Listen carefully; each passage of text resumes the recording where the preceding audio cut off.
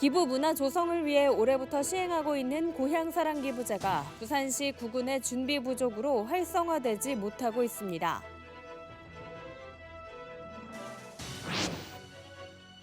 서구 구민안전보험이 지난해 납부한 보험료보다 9배 많은 보장금액이 주민들에게 돌아갔습니다. 올해는 뺑소니와 성폭력 등의 항목이 추가됩니다. 부산 지역 하천 수질 개선을 위한 비점 오염원 저감 사업에 국비 지원이 확대됐습니다. 하천 수질에 악영향을 미치는 비점 오염 물질의 체계적인 관리에 청신호가 켜졌습니다.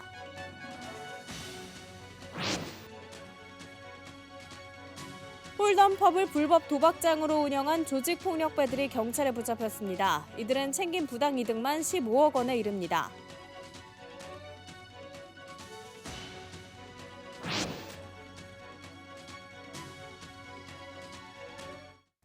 시청자 여러분 안녕하십니까? BTV 뉴스입니다. 첫 소식입니다. 정부가 올해부터 기부문화 조성과 지역경제 활성화를 위해 도입한 고향사랑 기부제를 시행하고 있는데요. 좋은 취지로 만들어진 제도이긴 한데 이용자는 거의 없다고 합니다. 무슨 이유일까요? 김석진 기자의 보도입니다. 남구 문현동의 한 제과점입니다. 입구에 들어서자마자 갓 구워낸 빵 냄새가 식욕을 돋굽니다. 최근 이 제과점은 남구의 고향사랑 기부제 답례품 대상에 선정됐습니다. 이제 좋은 일들을 하시는 분들에게 답례품을 드릴 수 있는 기회가 생겨서 참 좋고요. 더 많은 분들이 좋은 일을 하실 수 있게 저희도 최선을 다할 수 있도록 하겠습니다. 고향사랑 이음제는 개인이 지자체에 기부를 하게 되면 지자체는 기부금의 30% 이내에서 답례품을 제공할 수 있도록 한 제도입니다. 기부 한도는 1인당 연간 500만 원까지입니다. 10만 원까지는 전액 세액이 공제되고 초과금은 16.5% 추가 공제됩니다. 답례품은 자치단체에서 선정하는데 특산품을 비롯해 상품권 등 다양합니다. 유의할 점은 자신의 주소지에 기부할 경우 답례품은 받지 못합니다. 기부를 통해 고향의 경제도 살리고 세액 공제까지 일석삼조의 효과가 기대됩니다. 하지만 지자체의 준비는 미흡한 것으로 드러났습니다. 12일 고향사랑 이음 홈페이지에 등록된 부산시 구군의 답례품 수는 135개입니다. 그런데 중복된 상품을 빼니 109개밖에 되지 않습니다. 이 중 가장 많은 답례품을 등록한 구군은 사상구로 22개로 나타났습니다. 다음으로 사구가 13개, 남구가 9개 순으로 많았습니다. 중구와 동구는 각 1개씩이고 서구와 영도, 진구와 동래구는 준비 중으로 나옵니다. 지역에서 생산된 물품을 해서 답례품으로 제공할 수 있는 거를 이제 정의하다 보니까 아까 말씀드린 것처럼 기장이나 강서 같은 경우에는 뭐 지역 특산품인 농산물이나 이런 거에서 좀 품목이 아무래도 좀 다른 지역보다는 좀 더 범위가 넓어지겠죠. 저희는 도심의 참 중심에 있다 보니까 선정할 수 있는 품목에 좀 제약이 있어서 연중 기부 활동이 높은 시기인 요즘 좋은 제도를 만들고도 적극적으로 활용하지 못하는 지자체의 대처가 아쉬운 대목입니다. BTV 뉴스 김석진입니다. 서구는 2020년부터 구민들을 위한 안전보험을 들어놓고 있습니다. 보장 항목을 늘려 지난 10일부터 올해 보험이 갱신되는데요. 이 보험으로 지난해 주민들은 어떤 보장을 받았는지 또 올해는 어떤 항목이 추가됐는지 살펴봤습니다. 장동원 기자입니다. 구민안전보험을 가입하고 있는 부산 지자체들은 시행 첫 해 보험사에 내는 보험료보다 주민들이 받는 보장 금액이 턱없이 적어 실효성 논란이 일었습니다. 서구의 경우 2021년부터 보장 금액이 보험료보다 더 많아지기 시작했습니다. 지난 한 해 동안 8천만 원의 보험료를 납부했고 주민들은 7억 2천만 원을 보장받았습니다. 가장 큰 비중을 차지한 것은 코로나19로 인한 사망이 70건에 달했습니다. 화상수술비 20여 건 등 모두 90건을 청구해 100건의 보험료가 지급됐습니다. 화상을 입었거나 대중교통 이용 중 다친 경우, 익사, 감염병으로 사망한 경우 등 지난해까지 21개 항목이 보장됐고 올해는 뺑소니 사고와 성폭력 피해 등이 추가돼 24가지 항목으로 확대됐습니다. 감염병 사망 항목은 앞으로 부산시 시민안전보험에서 보장받게 되고 강도 피해는 강력범죄로 확대해 보험금을 받을 수 있게 됐습니다. 보험금은 항목에 따라 최대 1,000만 원을 받게 됩니다. 서구 구민안전보험은 구민이면 자동으로 가입되고 과거 병력이 있거나 다른 보험이 있어도 또 국내 모든 지역에서 발생한 피해에 대해서도 보장을 받을 수 있습니다. 서구는 보험료 청구 기간이 사고 발생 후 3년 이내여서 지급되는 보험료는 꾸준히 증가할 것으로 예상하고 있습니다. BTV 뉴스 장동원입니다. 부산 지역 하천 수질 개선을 위한 비점 오염원 저감 사업에 국비 지원이 확대됐습니다. 하천 수질에 악영향을 미치는 비점 오염 물질의 체계적 관리에 청신호가 켜졌습니다. 김윤정 기자입니다. 비점 오염물질은 오염물질의 유출 경로를 명확하게 알 수 있는 점 오염원과 달리 대기와 도로, 논밭 등 불특정 장소에서 불특정하게 수질 오염물질이 배출되는 것을 말합니다. 비점 오염물질이 하천 등으로 스며들면 자연 생태계에 위해가 발생하고 인근 주민들의 건강과 재산까지 위협할 수 있어 관리가 필요합니다. 이에 환경부가 부산 지역 11개 하천을 비점 오염물질 관리 지역으로 지정했습니다. 이번에 지정된 하천은 낙동강 하구원 일대 삼락천과 감전천, 학장천 3곳 3만 1,000여 제곱킬로미터와 수용강 일대 온천천과 동래천, 부전천, 점포천 등 8곳 9만 6천여 제곱킬로미터, 총 12만 8천여 제곱킬로미터 규모입니다. 부산시가 추진하는 비점 오염 저감 사업에 국고 보조금이 우선 지원되고 지원 비율도 10%에서 70%로 높아졌습니다. 부산시는 도로, 먼지 등 각종 오염물질이 빗물과 함께 하천을 오염시키는 것을 막기 위한 시설 설치에 나서고 또 빗물이 땅으로 스며들도록 해 물 순환을 개선하는 저영향 개발 사업도 적극 추진할 예정입니다. BTV 뉴스 김윤정입니다. 술을 마시며 카드게임을 할 수 있는 홀덤펍을 불법 도박장으로 운영한 일당이 경찰에 붙잡혔습니다. 경찰 조사 결과 불법 도박장을 운영한 이들은 조직 폭력배들로 15억 원 상당의 부당 이득을 챙긴 것으로 드러났습니다. 박철우 기자입니다. 북구의 한 건물 안 경찰들이 들이닥칩니다. 테이블 위에는 포커 카드와 칩이 놓여 있습니다. 겉으로 보기에는 술을 마시며 카드 게임을 할 수 있는 홀덤펍 같지만 조직폭력배가 운영하는 불법 도박장이었습니다. 이 정상적인 홀덤펍에서는 카드 게임을 할 수는 있지만 칩을 현금으로 바꿔주면 불법입니다. 이들은 SNS 광고를 통해 손님을 끌어모았고 20, 30대가 주요 고객이었습니다. 경찰이 추산한 판돈 규모는 100억 원. 이들은 지난해 4월부터 11월까지 홀덤펍 영업장을 운영하며 이 딜러가 베팅된 칩의 10%를 수수료로 떼는 수법으로 15억 원의 부당이득을 챙겼습니다. 환전이 암암리에 이루어집니다. 그 영업장 안에서도 별도의 공간에서 이루어지거나 영업장 밖에서 개별적으로 이루어지기 때문에 적발이 쉽지가 않습니다. 15억 범죄 수익금 가운데 2억 4천만 원 상당은 추징 보전했습니다. 경찰은 도박장 개설 등의 혐의로 조직폭력배 2명을 비롯해 운영자와 상습 도박자 등 24명을 검거해 검찰에 불구속 송치했습니다. BTV 뉴스 박철우입니다. 12일 오전 7시 55분쯤 부산 진구 관문대로를 달리던 트레일러가 중앙분리대를 들이받고 옆으로 넘어지면서 반대편 차량들과 충돌했습니다. 이 사고로 트레일러와 승용차 등 차량 8대가 부서졌고 운전자 2명이 부상을 입었습니다. 경찰은 트레일러 운전자 등을 상대로 정확한 사고 경위를 조사하고 있습니다.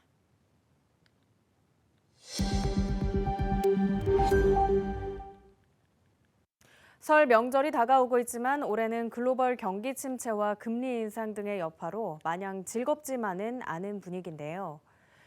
지역 경기 침체에 부산시가 설 명절 민생 안정 종합대책을 내놨습니다. 어떤 내용을 담겼는지 차선영 기자가 보도합니다. 먼저 코로나19 확산 방지를 위해 2년 6개월간 중단됐던 통행료 면제 정책이 올해 설 명절 연휴 기간에는 추진됩니다. 광안대교와 거가대교, 부산항대교 등 교량 4곳과 백양, 수정산, 산성 등 터널 4곳 등 유료도로 총 8곳이 대상입니다. 광안대교와 거가대교 등 해안 순환도로 5곳을 연속으로 통행할 경우 15,200원의 통행료가 절감되는 겁니다. 또 부산시는 귀성객의 편의를 위해 고속버스와 철도 운행 횟수를 191회 증가하고 학교 운동장 등 주차장 508개소 4만 6천여 면을 개방하기로 했습니다. 설 명절 소비를 촉진하기 위해 온누리 상품권 구매 한도는 50만 원에서 70만 원으로 상향합니다. 코로나19 관련 방역도 연휴 기간 강화됩니다. 선별진료소 42곳과 임시선별검사소 2곳을 정상 운영하는 등 시는 24시간 비상대응 방역체계를 유지할 계획이라고 밝혔습니다.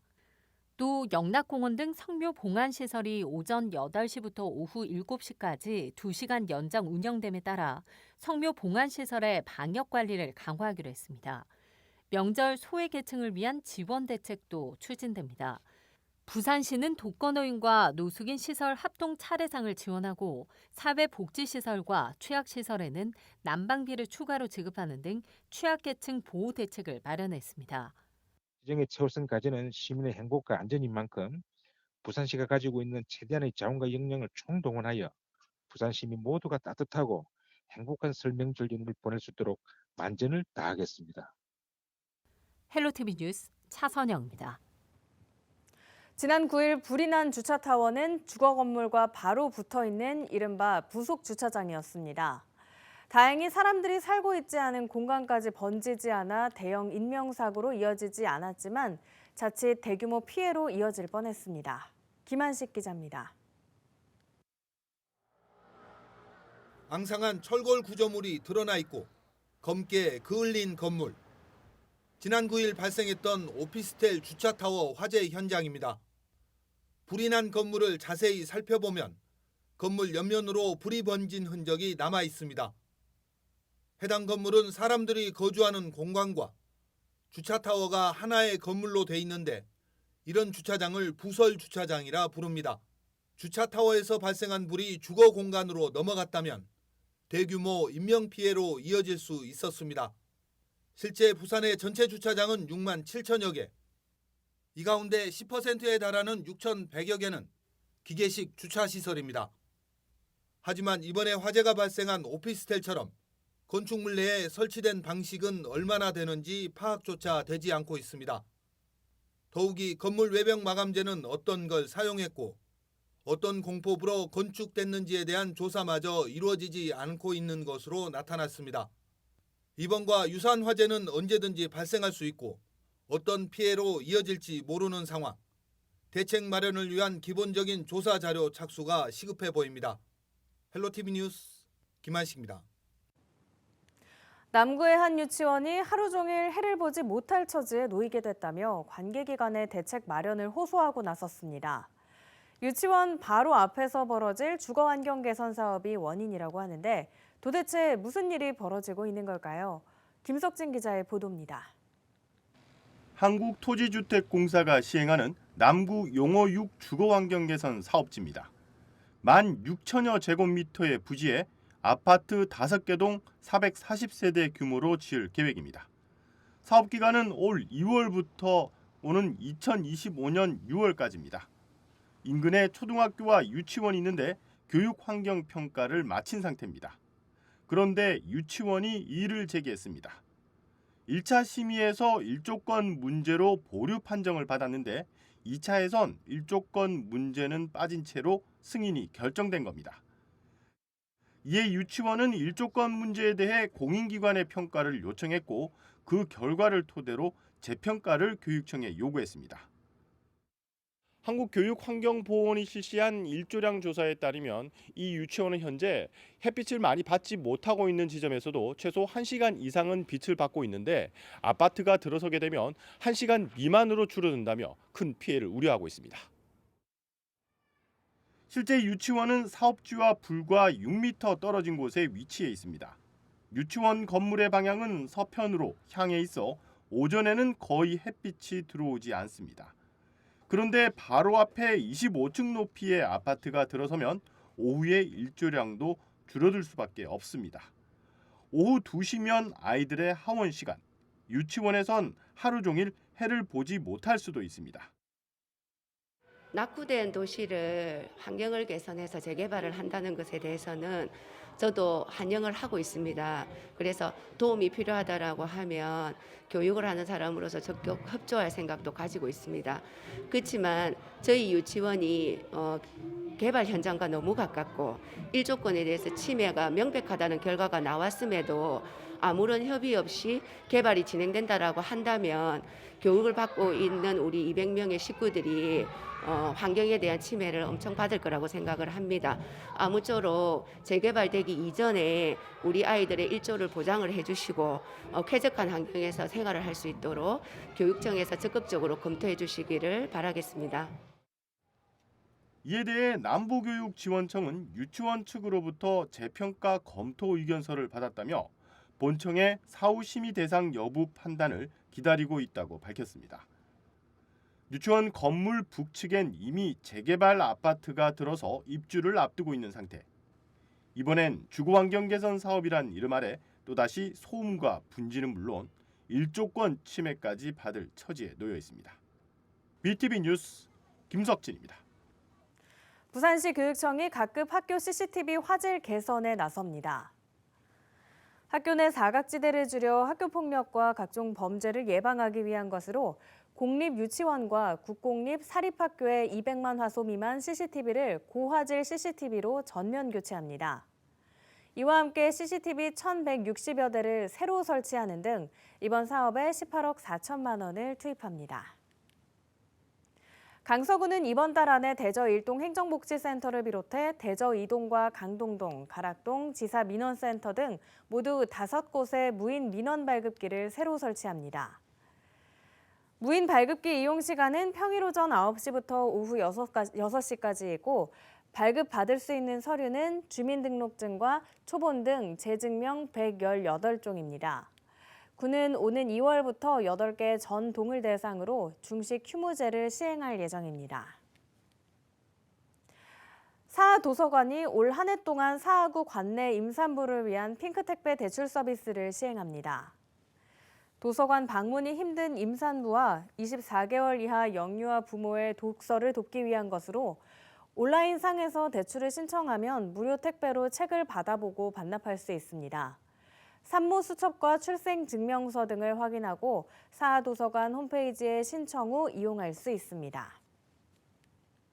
화물연대 파업 등으로 3월 개교가 불투명해진 강서구 명문초등학교에 12일 오전 원희룡 국토부 장관과 하윤수 부산시 교육감이 방문해 학부모 간담회를 가졌습니다. 명문초등학교는 오는 29일 준공에 3월 개교할 예정이었지만 레미콘 운송기사 파업, 화물연대 파업 등으로 차질이 생겨 5월로 개교가 미뤄진 상태입니다. 부산시 교육청은 3월 개교에 지장이 없도록 임시교사를 재배치하고 통학 차량 운행, 학생관리 전담 인력을 채용하겠다고 밝혔습니다. 서구가 음식점 좌식 탁자를 입식 탁자로 교체하는 비용을 지원합니다.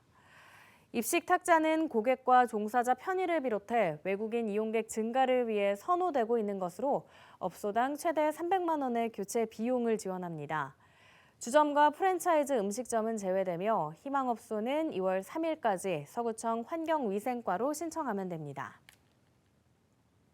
과학기술정보통신부는 지난 11일 부산의 한 호텔에서 제6차 지방과학기술진흥 종합계획을 공개했습니다. 이날 공개한 종합계획은 정부가 마련한 종합계획을 지역이 실행하는 기존 방식에서 벗어나 지자체 주도로 지역 특성과 역량을 진단하고 지역에 특화된 중장기 과학기술 혁신계획을 수립할 수 있도록 했습니다. 지방과학기술진흥종합계획은 과학기술기본법에 따라 5년마다 수립하는 지역 과학기술 분야 최상위 계획입니다. 이어서 포토뉴스입니다.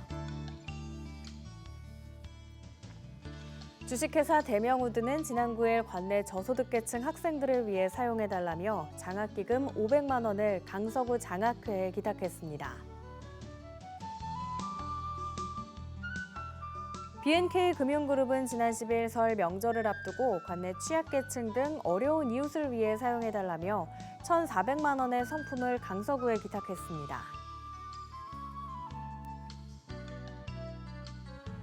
남구 대연 중앙새마을금고는 지난 11일 대연오동 행정복지센터에 이웃돕기 상품으로 200만 원 상당의 온누리 상품권을 기탁했습니다. 대연교회는 지난 11일 대연오동 행정복지센터에 100만 원 상당의 온누리 상품권을 기탁했습니다. 못골 골목시장 상인회는 지난 11일 대연 오동 행정복지센터에 이웃돕기 상품으로 떡국떡 100인분과 오리털 조끼 20벌을 전달했습니다. 더 편한 통증의학과 의원은 지난 11일 대연 일동 행정복지센터에 어려운 이웃을 위한 상품으로 쌀 100포를 기탁했습니다.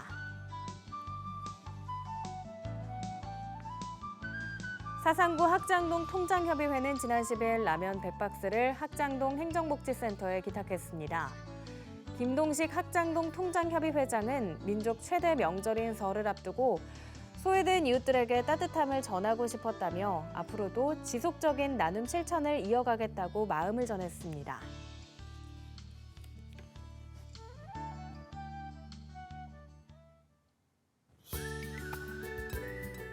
1월 13일 생활지수입니다. 최저기온은 13도, 최고기온은 17도입니다. 미세먼지 지수는 보통 수준을 보이겠고 피부 건강을 위해 클렌징을 꼼꼼하게 해주시는 게 좋겠습니다. 감기 예방을 위해 옷차림을 따뜻하게 유지해 주시는 게 좋겠습니다. 비 소식으로 인해 외출하실 때 우산을 지참하시고요. 빨래와 세차는 다음에 하시는 게 좋겠습니다. 작은 불씨도 각별히 유의해 주시고 외출을 하신다면 마스크를 착용해 주시기 바랍니다. 밤에는 실내 온도와 습도를 확인해 주시고 숙면을 취하시기 바랍니다.